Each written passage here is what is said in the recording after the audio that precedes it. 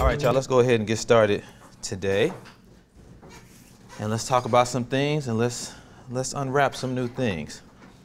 So my name is Jason Caston, and what I want to talk about today is the Internet Church Campus and some of the things that we utilize with our Internet Church Campus, how you can implement it, and some of the things that I'll talk about in the goals for today. But the main thing I want to do is just unpack some of these new technologies, Internet Church, Internet TV, and kind of give you an idea of how to implement it. All right. First, let me talk about some things I get to do and who I am. I'm the Director of Innovative Technology and Social Media at the Potter's House of Dallas. For all you on Twitter, this is the way you can get in touch with me, whether it be at Jason Caston or at the iChurch Method. And then also, a lot of the things I'm going to talk about today are coming from the iChurch Method books that I wrote, specifically this one. The second one, the iChurch Method, and then the last part of what we're talking about today with this Internet Church Campus, which will jump into Internet TV, that'll be in a future iChurch book that'll come out later this year. So just kind of give you an idea of additional resources that'll address the topic that we're going to unpack today. Now, also some more of the fun things I get to do that kind of led up to us building this Internet Church Campus and plays a role in it is every week I get a chance to work with our social media properties that reach over 4.5 million people, our multimedia properties that have over 7 million views, and our weekly online streaming audience that's larger than our entire church membership. Now, I work at the Potter's House of Dallas, quite a large church. We have a little pastor people know called Bishop T.D. Jakes, and our online streaming audience is larger than our entire church membership. So as we started looking at that, we started realizing that if we built the Internet Church Campus, that would become the largest church location that we have within our network of churches. We have a location in Dallas, one in North Dallas, we have one in Fort Worth, and we have one in Denver. But when we started looking at our online audience, which was an international audience, because key thing, when you go online, website, social media, anything with your ministry, you become an international ministry. And we started to see how large our audience was. We realized that if we built an Internet Church Campus, that would become the largest church that we had. And then we also have an Internet TV channel that has over 1,400 subscribers, and we use Roku. And I'll talk about some of that as well and how you can do that as well. So the key things for today, our goals. We're going to talk about what an Internet Church is, how to set one up, how Internet TV is part of Internet Church and how we utilize that, and then also how to set up an Internet TV channel. Now, key things that, before we get started, I want to talk about as far as how I would like things to go. This isn't a lecture. So anytime you guys have questions, just let me know. Ask questions. I'm more concerned with this being more interactive and you getting all your questions answered than I am getting through all my slides. Because I want to make sure that if you guys spent all the resources, the time, the money, an investment to get here, that you get your answers, you get your questions answered so that you can take back all the speakers here, that what we've talked about, and apply it to your ministries, organizations, and so on. So that's the focus. So it's not a lecture at all. It's more so whatever you have a question, just stop me and ask your question. All right?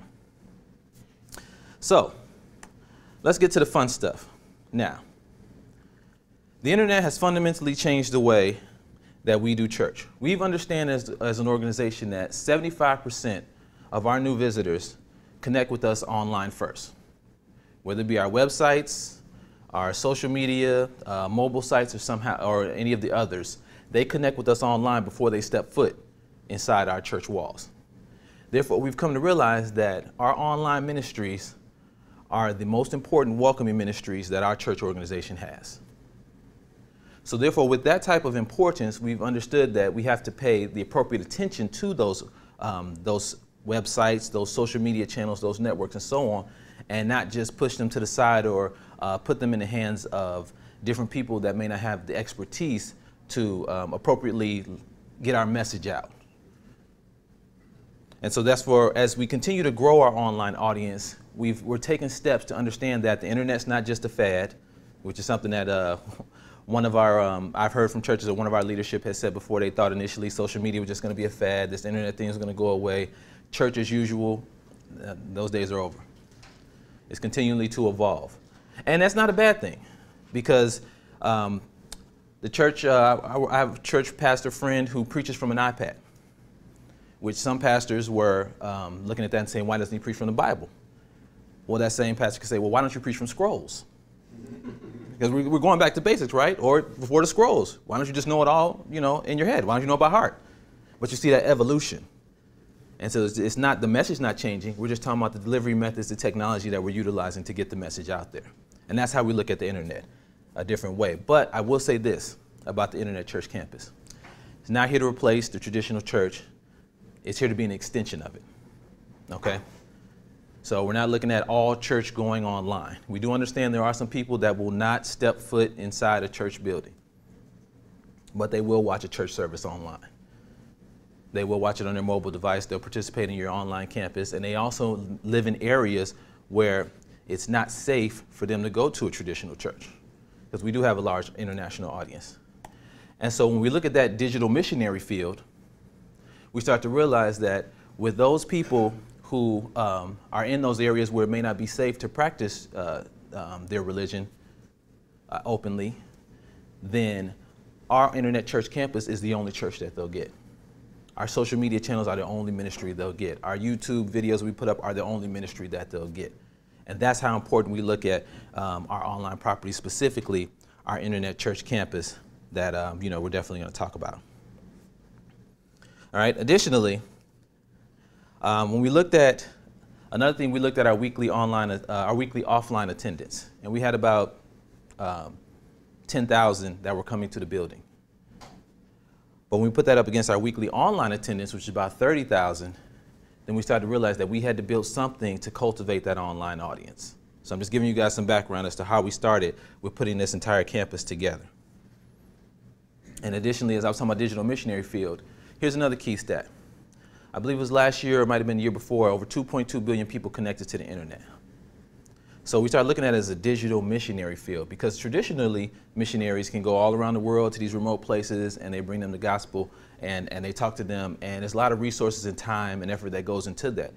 But from something as small as an iPad, we look at the digital missionary field with these billions of people, and you got Facebook with 1.2 billion users, and last I heard YouTube has 1 billion unique users every month, unique visitors, and Twitter has 500 million users, and so on and so forth. Google Plus 400 million, and so on. You start to see how large that digital missionary field is that you can reach just from your mobile devices. Okay? So now, when we're looking at putting this Internet Church Campus together, we looked at 5 key things. All right? With the iChurch method, I talk about 5 key areas, and we looked at that in the Internet Church Campus. I talk about websites, multimedia, e-commerce, social media, and mobile. Now, we looked at those 5 areas, and we thought about, with an Internet Church Campus, how can we integrate those 5 areas and give them a fully immersive online experience? Of course, we knew it had to be some type of website. So no matter what they're watching from their laptop, desktop, or mobile device, they have this site to go to for the Internet Church Campus. All right, we looked at the multimedia. The main thing people wanted to see was our live services or rebroadcasting of our services. So there's the video piece right there. Or watch, since we have the Potter's Touch TV show, we put those in there as well. We looked at the e-commerce aspect of it, where people were doing online donations. We needed to generate some revenue to support this initiative, or whether we guide them to our online store, make sure it was secure, make sure it was easy. Social media, of course, we don't want them to keep their online church experience a secret. We want to make it social. Just like we do offline, we don't tell people when you come to church to keep it a secret, so we want to do that same thing online. And the last part is mobile. We started to realize that 40% of our audience, and growing, was connecting with our online properties from their mobile devices. And you all know at any given time, people are no more than 3 feet away from their mobile devices, and so we're always connected all the time. We carry that around with us. So we figured if we're accessible via the mobile devices, then we're helping take church to the people, because they're always accessible with it, because they always have that device with them. Okay, so now we took those 5 areas that I talk about in the iChurch Method book, and we looked at how we could put that together into an actual online campus. So again, with our own Internet Church Campus, we're looking at mimicking the offline experience online. Our Internet Church Campus has 4 parts that I'm going to talk about today. This is the actual streaming page, the actual Internet Church Campus. The software we use to do this is mediasocial.tv. So if you guys are interested in that, that software is $250 a month. There's another one from Life Church called Church Online Platform. I believe it's .com, I want to say. Yes, churchonlineplatform.com, and that one is free. Another thing that we have on our church campus is an interactive blog that I'm going to go through. We're looking at online groups. I don't know if you have been a part of any church organizations that had the small group set up, where in addition to part of the worship service, they had a small group set up. So we looked at mimicking that with our online church, with our using Facebook groups and Google communities. And we have our internet TV channel. And then, of course, we're going to add in the mobile app and the gaming experience for our children. We're going to add that on later on, so just want to give you guys a couple of those things. Okay, now, there's two reasons for an internet church campus that we looked at. Two things is either one, it's a gateway, or two, it's a destination. One, the gateway is we bring people to our internet church campus, they check us out, they look at us here, and somehow we get them to either a local church, one of our church locations, or to a local church that's in their location. That's one of the aspects, and we're all for that. You can come here, you worship here, you get ministered to here, and then you connect with the local church family. Or the second aspect of it is it's a destination, where this is all the church that you get. This is where you get your church, and again, that could be people who have health issues and can't make it to the building, or whatever other reasons they have. They may be traveling and they want to still stay connected while they're out and about. Or again, as I talked about, in different countries where stepping out and worshiping is not as safe as it could be. And so those are some of the things that we look at as far as the purpose of this internet church campus. But now let me walk you through this and give you some more information. First thing that we looked at was we wanted to make sure there was an internet church pastor. And the reason we did that was we started off with the technology of it, and that's what I was talking about with this software that we utilize, or whether you choose this or you choose Church Online Platform. But in order to make this like a real internet church campus, we needed a pastor that was able to connect with the people, minister to the people, guide them through. So for example, again, in mimicking the offline church line experience, when you want to become an e-member of our actual internet church campus, which you see over there, the e-members button, then you actually start connecting with and talking with the pastor. And he's walking you through the process of what it takes to become a member. Or if you need prayer, which you got the live prayer button up there at the top left, then you click on that and the pastor can pray with you, or one of our prayer ministers can pray with you. But again, when you come to an actual offline church, there's a pastor there. Or there's a pastor that, that runs the location, and therefore we wanted to have that same experience here. Because we're not just trying to build a streaming page.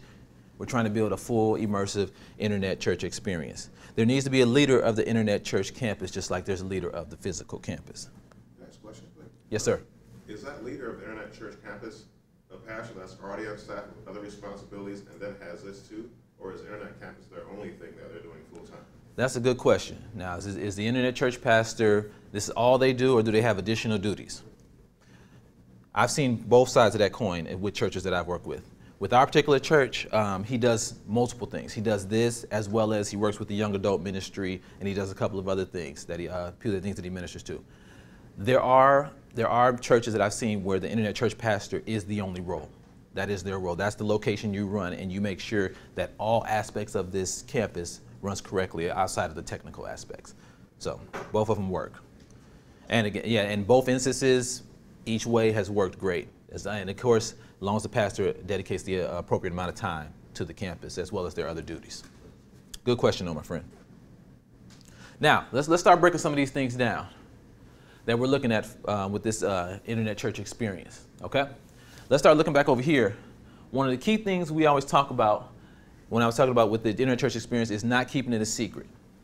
Here we have some of these social media features. We show the social channels that we have here, where we're online as well, in addition to these. But we also have where, if you can see right here, we have our share button right here and different things. We want to help people be able to share their online experience with their internet audience, their online friends. And here's a key example.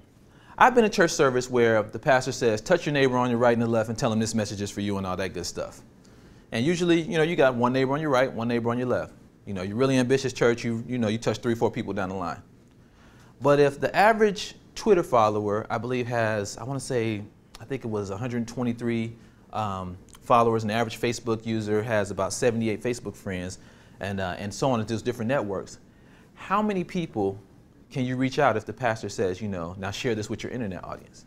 It's a much larger reach than that person on your right and that person on your left. So what we're doing here is, since we have the technology, we're trying to make this as easy as possible for them to share, just like it's easy to share in the offline experience, to reach, you look over and talk to the person on your right or your left. Unless you just don't want to talk to anybody. And I've seen those people in church as well.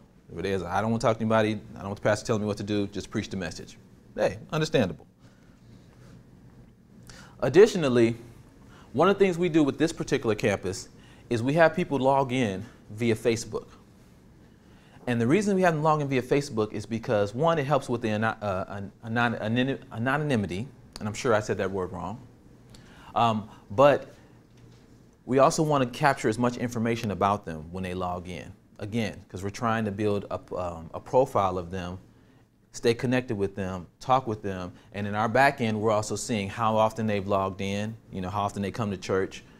We're getting a profile of them, such as demographic information and so on and so forth, and that just gives us a better way to stay connected with our church audience.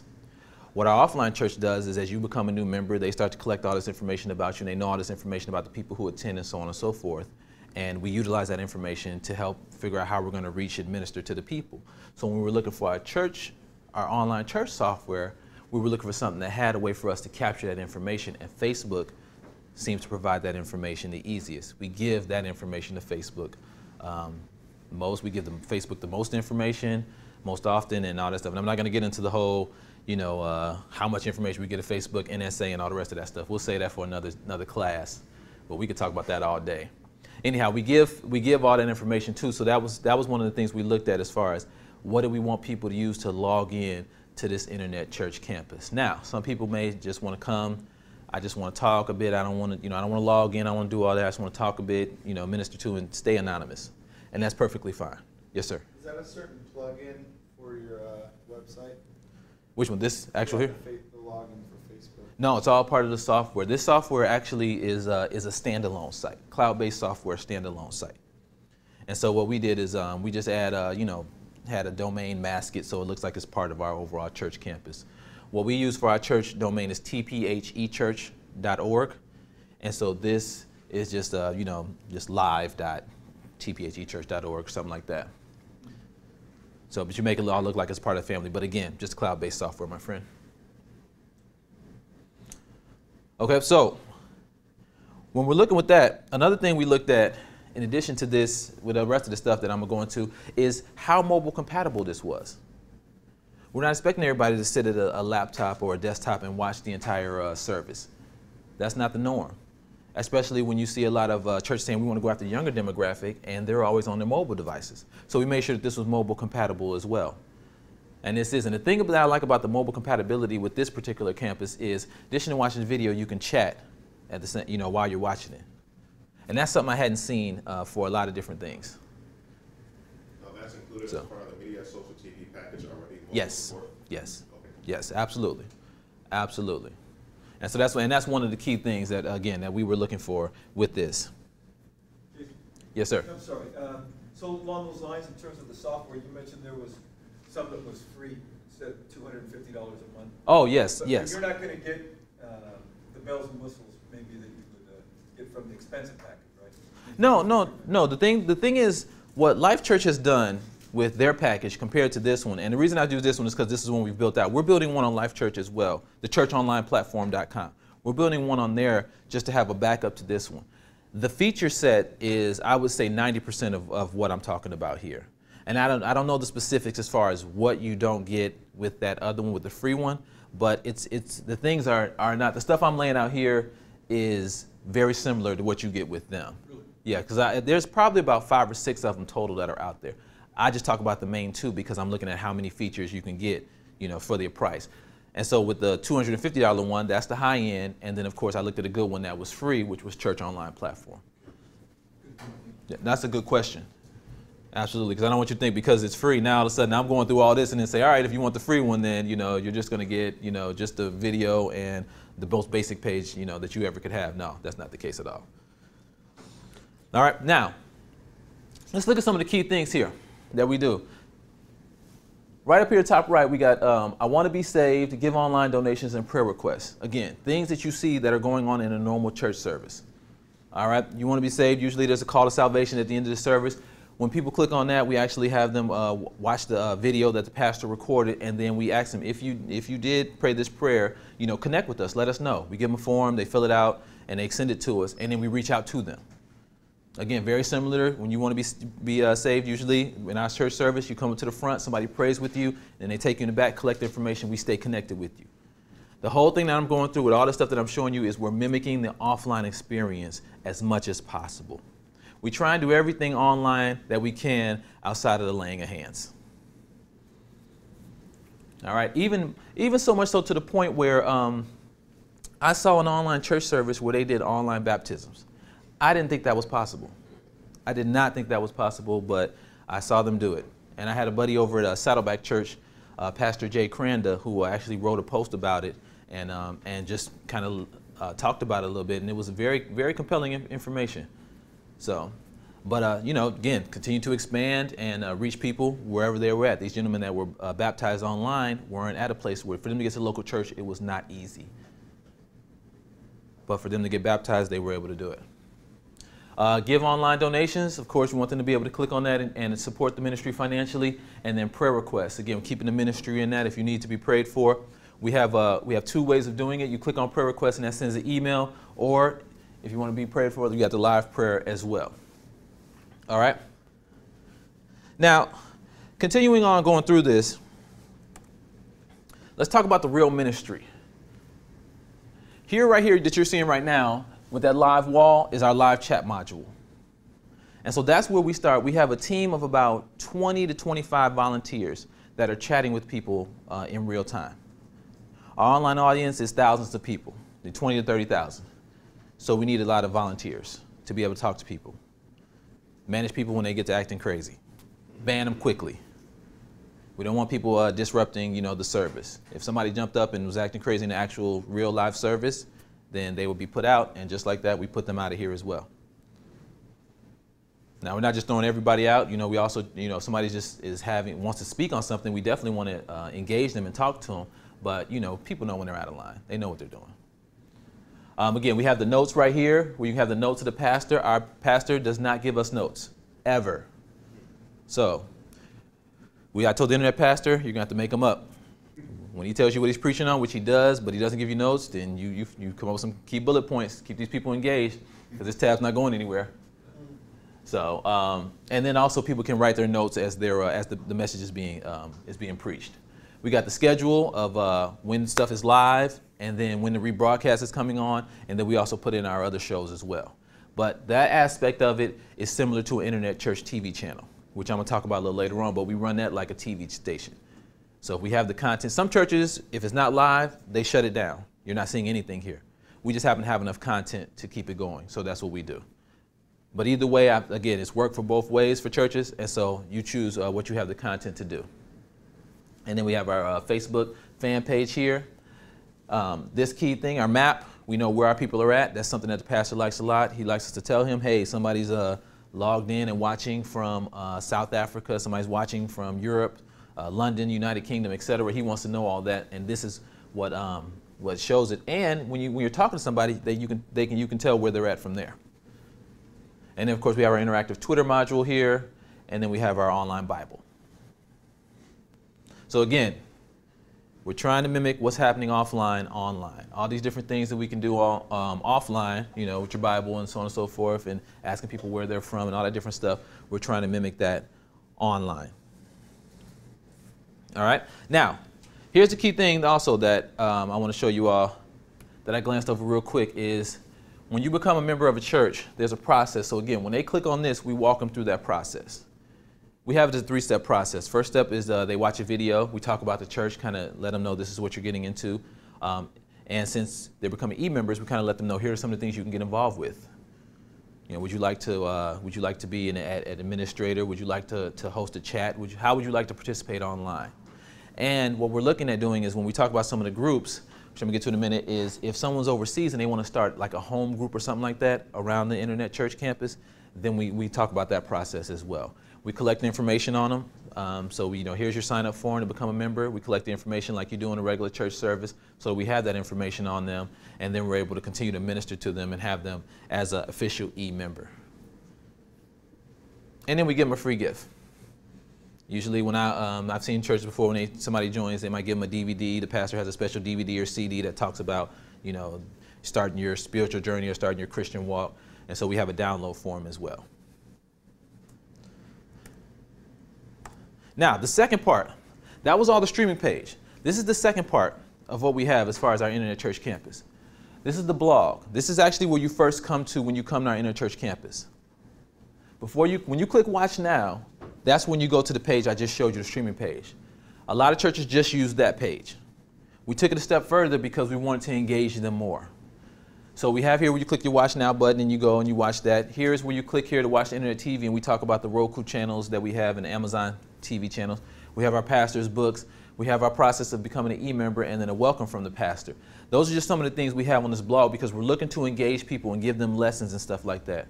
If you have the content and the staff and the time for that, I encourage you to do that, because the church service, when we look at the offline church service, there's a lot more going on than just what happens during the weekly Bible study and the weekend service. So we're trying to mimic that as well with the different ways that you can connect with the ministry. All right, and the way that mainly happens is, as we're looking at this, is down here. This is the bottom of that page I just showed you. Here we got our blog posts about Internet Church. We talk about Internet TV. We talk about our Internet Church pastor. But as you continue to go down the page, then we have different topics, topical posts, faith, spirituality, you know, once saved, always saved, different theological aspects and different Bible study lessons that we have. A good video software that we use, that we were looking at for Bible studies, is rightnowmedia.com. Not sure if you guys have heard of that. Right Now Media gives you video content for Bible studies and stuff like that. Really, really good. And also, if you're looking at, there's a conference dedicated just to Internet Church campuses. So as you all decide to take this journey, there's a conference in Rockwall, Texas called iMinistry, I think it's iMinistry2013.org. And that's just a good conference just about Internet Church campuses, among other topics, but the main focus is those are all Internet Church pastors and Internet Church specialists like myself, who we talk about all this type of stuff. So just to give you more information. But this is where this is where ministry happens as well, where we're engaging them, teaching them, and all that good stuff. Now, we have people that don't come to this actual page either. They don't come to this Internet Church campus, but they join us in groups online. So right now we're building, this is actual different Facebook online group that we have, the Internet Church pastors that I talked about. But we're building online groups where people can come and we'll minister to them online in their Facebook. Some people want to be on Facebook, some people want to be on Google Communities with their groups. We minister to them there. We put a video up. We ask a question about the video. Hey, watch this video. We give the pastor, give them some questions, and then they have a conversation about it throughout the week. That's like the Bible study lesson.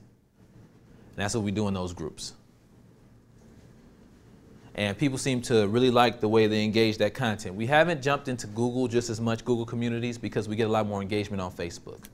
I really like Google+, but you know, not a lot of people are using it. So now I quote the numbers all day. 400 million people are signed up on Google+, but of course, you know, you pay attention to Google, they make you join Google+. You know, you sign up for any type of account, they make you join. I probably have 6 accounts on Google+. I use one, but they've made me join like 6 times. So, which I think is great. It's a business idea. It's great. Google throws everybody in there. But since I'm actually on Google+, I know what a ghost town looks like when I'm there. So anyhow, online groups is mimicking the small groups concept that we've seen in other churches. I've seen Saddleback use it, Willow Creek use it. We use it at our North Dallas location. That online group, a small group concept, is what we're mimicking with this right here. And so that's just another way to help build the Internet Church, the actual outreach of the Internet Church. So very similar to, you know, different ministries that you have at the church. Now, has anybody used Google Hangouts? A little bit. Google Hangouts, we use them as well. What we find about Google Hangouts is it helps with the interactive Bible studies.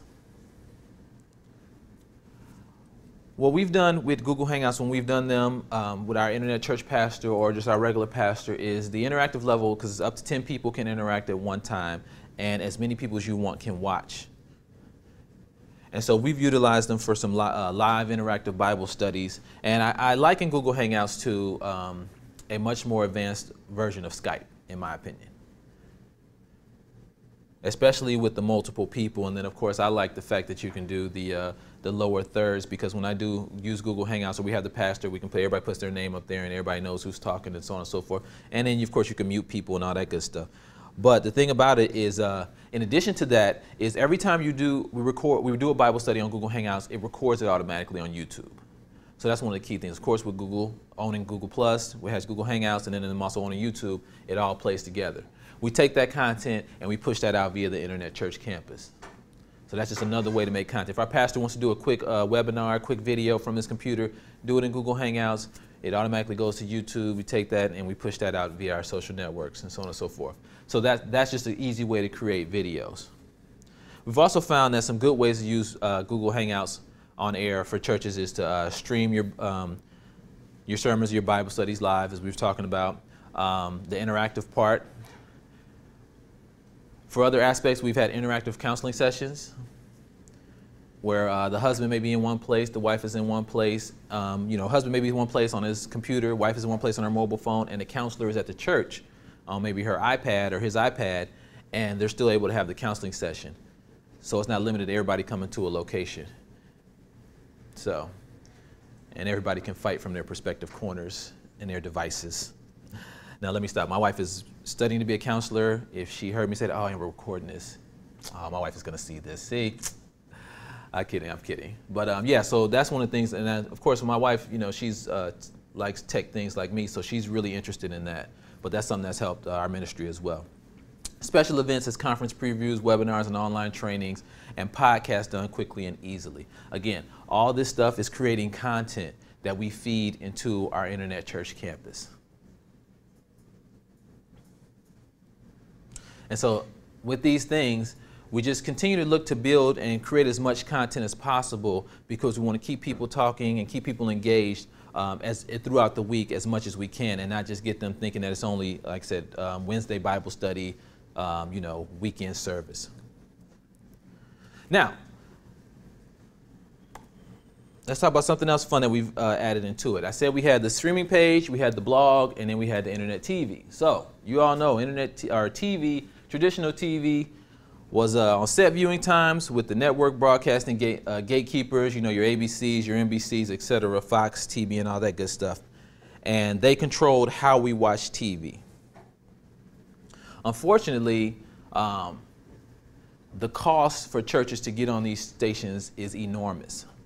I was in a meeting, and they were talking about some of the costs for TV channels, and they said one of the church channels we were paying $50,000 a month.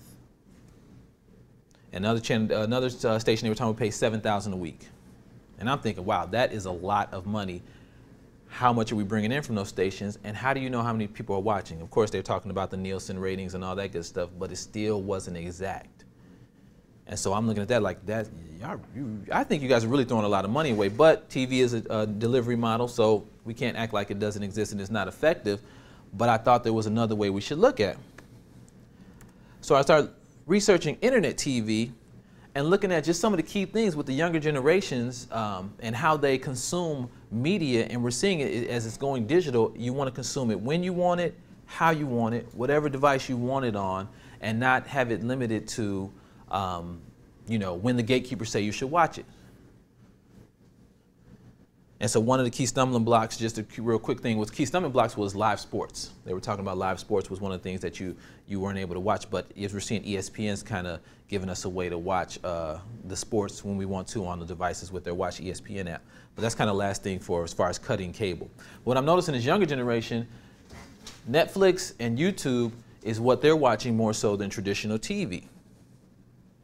And so we looked at if Netflix having 44 million users and YouTube having 1 billion unique monthly viewers and Hulu has 4 million users, we're just looking at if we took and built this online TV channel and start delivering our content via that, one, how much cost savings would it have for us and how effective could it be? So we looked at the current TV solutions and we started off with Roku. Built our channel, and the cost for us a month is $150. Now, let me put that in perspective real quick. Not talking about the $7,000 a week other station or the $50,000 a month stuff I talked about before. The first quote we got from a company to build our Roku channel was $137,000. So, I'm not going to say what words came to mind with that crazy quote right there. The next one came back. I said, all right, can you guys do better? They said, sure, we'll try. It came back. It was $57,000. So I'm looking at this quote. I'm like, what are you guys doing in here for all that money? But what it came down to was all we really wanted was to give us a nice interface. We load up the content and just make it look good on Roku. And then what I needed you to do, what I asked them is what I need you to do is Roku is great now. It's 2014. Roku is great now. But Amazon Fire has just came out. I need the platform to adapt and put us on there. Xbox, I believe, has, how many are on Xbox? Because I know they're coming down like Xbox has 80 million devices installed. Actually, I think it's 130 now. 130 million. And with their new Xbox One that came out. I need to be able to adapt to that. Apple's hobby, Apple TV. 40 million devices. I need to be able to adapt to that. I need to go to one platform, be able to get on those, so when Apple opens up, we can get on that. When Xbox opens up, we can get on that. And since Amazon just came out and it's open, we need to be able to get on that. And that's what we were able to do with this company called StreamMotor.com for $150 a month. We're on Roku. If everything additional that you want is another $150. You want to go to Amazon TV Fire, it's another $150 a month. You want to go to Google TV, it's $150 a month. Google TV, I haven't seen it catch on yet. Android TV is supposed to be coming out in a few months, so that's supposed to be something, or new revamping of Google TV. I'm not a fan of that yet, so I don't really have a thought process on that one. But I do know that Roku, with their 10 million user base built in, and Amazon Fire that came out, and the numbers are shaky on that. Amazon hasn't released the numbers. What I did find was there was a company that was looking at app installations for Amazon Fire TV, and they were saying that it looks like it's at about 3-4 million and growing. So, and I don't know when Amazon's going to release numbers, but because of the Amazon machine, I think Amazon's going to be a good platform. So if Roku innovates, then they'll be able to continue to keep a hold on it. But those are key platforms. So we looked at that, and then we looked at how easy it was for us to get content on there. We saw that we had again, over 6-7 million views on YouTube, and we had content already on YouTube, so we started pushing that to Roku. We weren't trying to create more work, we were trying to work smarter, not harder. So we took that video content that we would push out on Facebook, that we would push out on YouTube, and all that stuff, and we started pushing that out on Roku as well as our live stream. Another key point, if you want to do a live streaming on Roku, you have to have a mobile stream. They use iOS streams. That's what they use for their live streaming. So one of the things that we had to learn was we pushed out mobile streams at low bit rates for phones because we didn't want to take up everybody's data plan. Well, that looks terrible on a large screen TV when you're, when you're in your living room. So we had to create a high bit rate stream just for Roku because people are watching, on those big TVs. So just keep that in mind when you look at that. And so now we've probably got about 100 videos on here. We got our live stream. We look at it like a TV station. So a lot of stuff that we push out, we create content just for the internet and just for this channel. And right now we got about 1,400 subscribers, growing monthly, which is really good. And so we just continue to, whatever we put on YouTube, which has has about 70,000 subscribers, we push out on Roku as well. And then we're probably gonna go with Amazon Fire in a couple months. I'm still kind of watching to see how much growth that exhibited, but I like what I've seen so far. And again, anybody have a Roku device or Amazon device? Okay. What do you think about it? You like it? I just have Apple TV. I don't have You Apple TV? Yeah. Yeah, I'll talk about that in a second. Yeah, I just What do you think about it? actually got the Amazon Fire. Yeah. I'm liking it a lot so far. I used to have an Apple TV. Not incredibly impressed with like their standard, like, oh, you only get these apps. Yeah. Hopefully they'll open that up soon. For who? For Apple TV or Yeah, for Amazon? Apple TV. Amazon, like so far it's great. Right, exactly. And that's what I was going to talk about. I've got probably 4 Apple TVs, 2 Amazon TVs, 3 Roku devices. Usually anything I get, that comes out, I try and get it and see how we can work with it. The one thing I didn't like about Apple was that it wasn't open yet. So, and of course, Apple's really controlled what they're doing. Obviously, I think they're saving their open environment for the release of their Apple TV, the actual TV set. That's what they're waiting on, which I think is iTV, I think they're going to call it. So once they release that, that's going to be the big, talk about that on all that good stuff.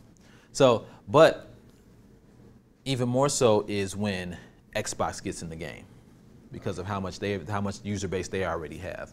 That's a good opportunity for ministries to put their apps there. Because I look at, if the technology's there and the user base is there, then the church should be there.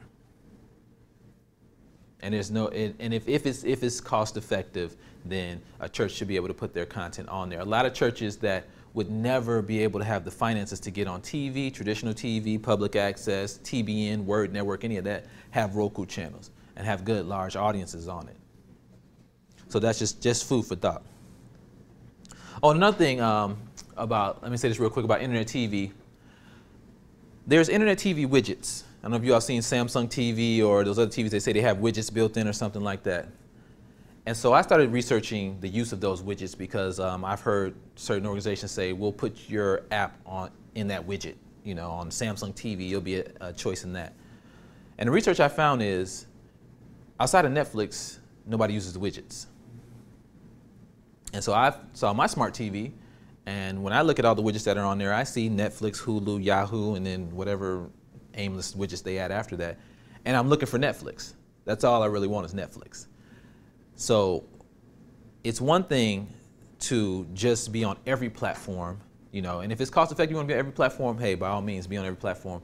But when we're looking for ROI and we're doing analytics on how many people are watching, what shows they're watching, how often they're there, the kind of stuff that Netflix tracks, then we needed to be on the platforms that were most useful, and that was Roku and Amazon Fire TV. And then, of course, everybody plays with their Xbox and everybody loves their Apple TV for the most part. So just food for thought on that. So additionally, we're looking at how you want to create again, I'm sorry, I jumped ahead. We talked about that. The Internet TV providers, I said streammotor.com.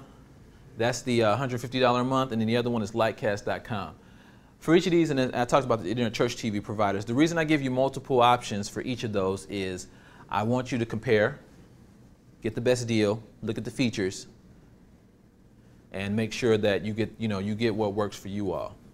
And then I always say it's great to have a backup, because I've been watching, before we started building our Internet Church out, I watched these two, and sometimes this was down and this was up, and sometimes that was down and this was up.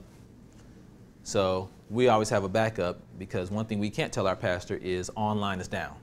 That just won't work. So we have to make sure there's backups for the things we have. So don't put all your eggs in one basket. All right, make sure you diversify. Yes, sir. So are you saying that you've got 2 separate instances of your online church on these platforms then, to prevent from going down, or? Yes. Oh.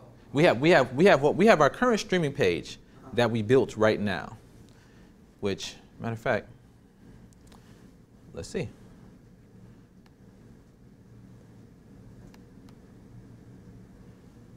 Okay.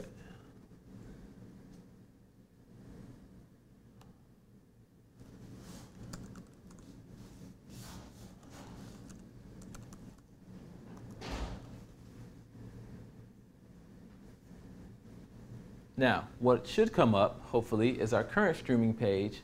And then what I was showing you was the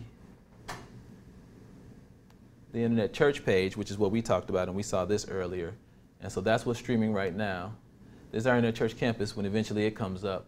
But basically, we'll have that first internet church page, we'll have one on the second network, and then we'll have this one that we currently have. This will be our backup of the backup. So we just keep going with that because of what's coming up. And that doesn't look like that's going to play well. So, of course, it goes on a big screen and doesn't want to work. So that's totally understandable. Well played, internet. Well played. Do those services manage, like, if there's downtime, is this different DNS, or how do you manage that? I haven't asked them about his downtime because we were looking at managing it at the domain level. So what we do is, when I was putting that link, here's how I control where people go watch what they're watching. They go to a link called tdjx.org/watchnow. From there, I send them to where I want them to watch. Now, if you're on a desktop, laptop, I send you to that page. If you're on a mobile device, I send you to the mobile. So what I'm gonna do now is when I send people to that, I'm gonna send them to, the Internet Church campus, and they'll go there. But in case something's going down or I get a call, hey, this is not working, then I'm going to send them to the backup, then I'll send them to the backup. But as long as I control where they're going with that one link, then everything is managed by me, so I don't need to worry about what the other company's doing. Awesome. So is that an automatic process, or do you have to manually be aware of, oh, the site's down, let me change that real quick? Oh, right now it's manual. Okay. So but I'm going to make it automatic once, because we're getting more options. Right now it's just 2 things, so it's pretty cool. I was cool with it. But as we get more options, I got to make it automatic, and I'm trying to figure out exactly how I want to do that. But I'm not sure what the fail-safe is going to be when this is down, which I probably have like a monitor showing me if the server goes down, then automatically update this code with a script and send it here, and then third choice is send it here.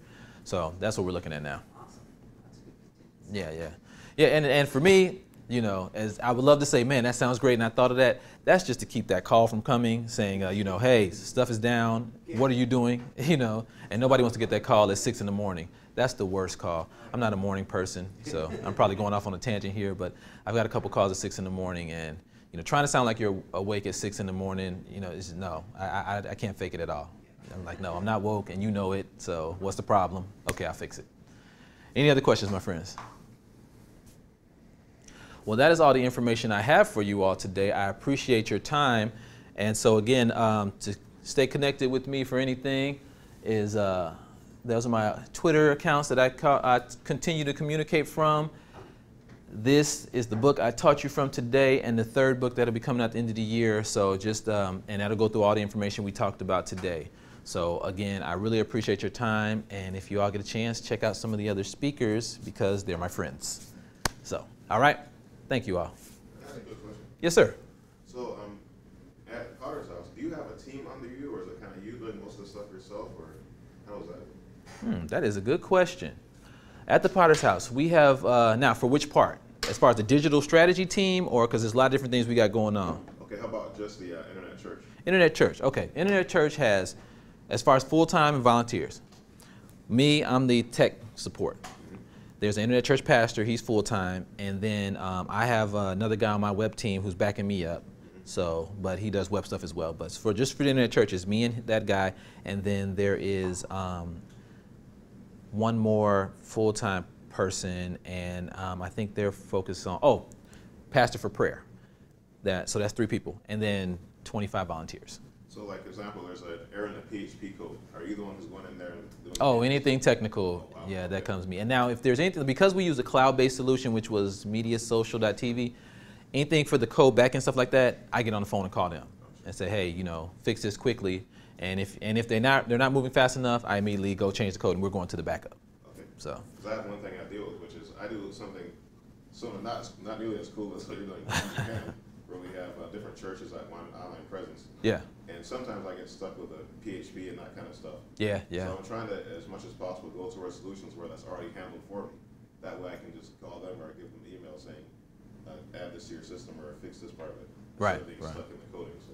Oh yeah, and that's the thing. As much as I love to code when I'm under pressure and everybody's screaming at me to get this fixed, cloud-based solutions really help, and again, backups help even more. So that's kind of where I'm going to continue to do with everything. So, yeah, yes, sir.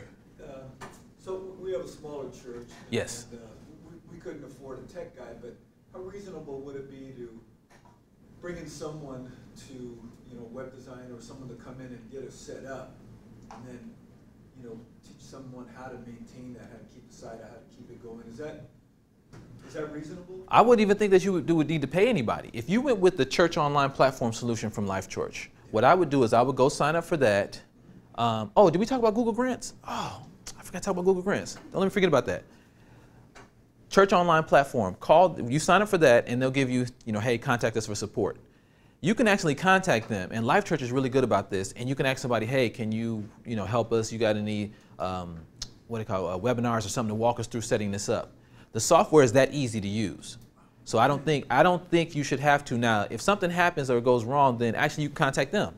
So, and now what you may need though is to make it, add some more graphics to it or something like that. You may need, somebody like that, but I don't think you need tech support like that. So, and definitely not to pay a whole bunch. Yeah. So, and if not, if you got any more questions, just reach out to me. I can tell you some ththings that should help you, but I don't think you should have to make a huge investment technically. Okay, I appreciate that. Oh yeah, no problem. Now, Google Grants. Saturday morning work for you? Wow. Still too early. Wow, that's wow. So now we're pushing it. Our friendship just started and ended that fast. Oh. No, but that's good. Yeah, definitely reach out to me because I definitely do that and speak. So let's talk about Google Grants real quick. What we did, we just got a Google Grant 2 weeks ago for $10,000 a month in free advertising. Okay, google.com/ I want to say grants. I think it's grants. Look that up for me and make sure I got that right. I think it's google.com/grants. But it's grants for nonprofit organizations. $10,000 a month in advertising. And the form we filled out, you have to give them your 501c3, and then you give them your business documentation to show you're a legit business. Okay? Once you do that, they ask you a couple questions. And I mean, they're not like long questions. Google doesn't have time to read all that. They're asking you like, what are you going to use the grant for? And what page are you going to make it go to? So we told them, hey, we want to use this to help reach people online, with our new eChurch page, yada, yada. And they actually checked out the eChurch page. They looked at it, said it was great, nice. And we got approved. Whole process for us was about, I want to say 6 weeks. And we probably spent 4 weeks of that chasing down documentation. So again, $120,000 a year in free ads. You can only send it to one website though. We send it to the eChurch.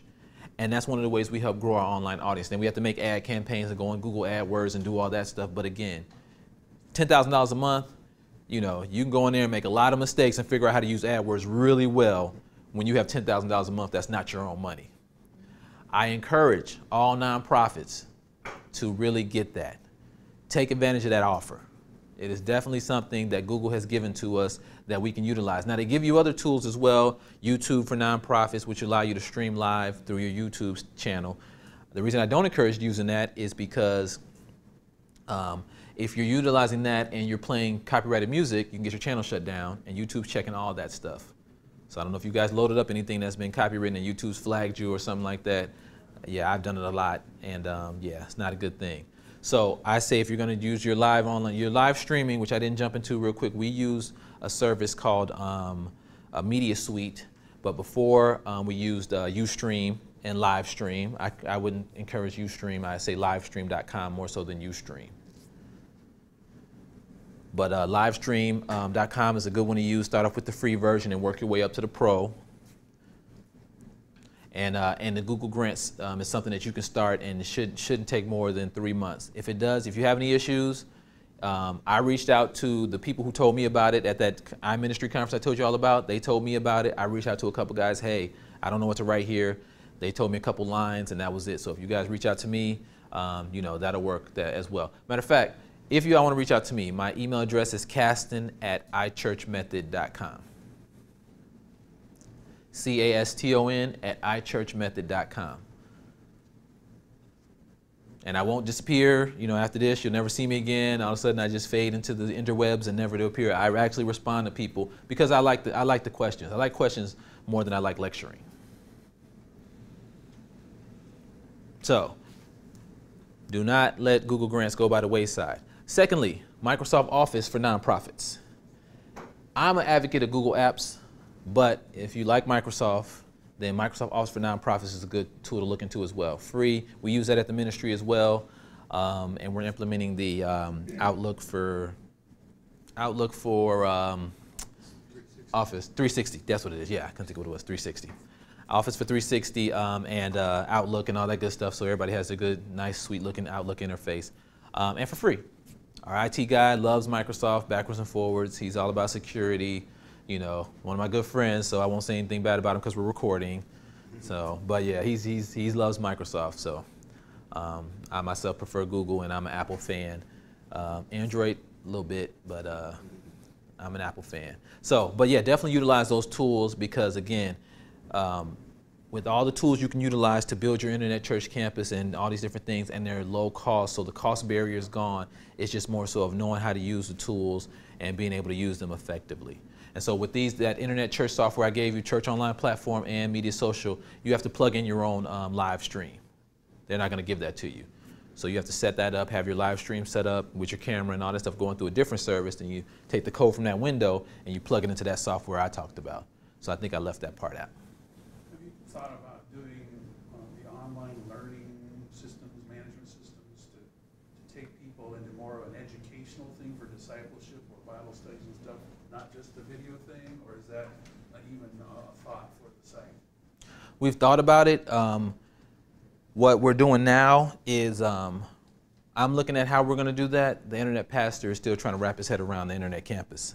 So as he gets more acclimated to how we can do that, then and gets more comfortable in his role, because again, it's still new to him. 6 months he's been doing it, so it's still new to him. As he gets more comfortable, then we can start implementing that type of stuff. Technically, yeah, we're already thinking about that, how we can, build that system out there, and we know the platforms we can utilize it. But we don't want to be in charge of the platform and running it and the content, so we just want to bring them people along. So, yes, ma'am. I think I missed it. What was the basic equipment for live streaming? No, I didn't. Oh, the basic equipment for live streaming outside of you talking about like the actual? Oh, just from scratch. Right, yeah, just basic camera, basic, little things. Oh, HD camera. I would use livestream.com software. With livestream.com, there is a module that you can put on the camera that I believe connects to Wi-Fi and will actually do all the configurations for you for streaming. I don't know what that device is called though. If not, if you don't have that, then I believe you need to have a computer hooked to livestream.com, and they have the pro software in there or the software in there, and then you plug the camera into that. I think the box is easier though. And you need good connection. I would say you need going out, let's see, probably, I want to say at least 10 down, 5 up, 10 megs down, 5 megs up, at least. I'd probably say more 2010, but I don't know what speeds every church has. A lot of churches have lower speeds, but 10.5 at least. And if you're doing that, you need a dedicated line just for streaming that nobody else is using. That's one of the things that we had to do. Because as our audience grew, we realized that we needed to have something dedicated just to our streaming platform that other people like myself don't jump on and start downloading a whole bunch of stuff. And because I'm doing my work, at the same time the service is going on, and I might be clogging the line up and not even knowing it. Because I have shut down a stream before. Let me just go ahead and throw that out there. Yep, I surely have. I've taken down that. I've taken down servers. I've done it all. So brought them right back up. I did bring them back up, but I surely did take them down. So, yeah. Yes, sir. So for cameras, do you use like a DSLR or like webcam or? Now that's what I don't know. Well, I know we don't use webcams. We have high-tech cameras. Actually, let me see. I was at a church yesterday. The cameras that they use were like those. Okay. The problem, of course, is they're not USB connections, so you've got to have something between your computer and those. Oh, so then you had to have the boards. Firewire? No. You talking about like a whole board, just a whole board in between that? Video mixer or something or other before your computer, if you're going the cheap route that we were talking about. Yeah. Okay. You can pick up a Canon and they have AV out, and you can go and just get an adapter to go to your computer. Exactly. Okay.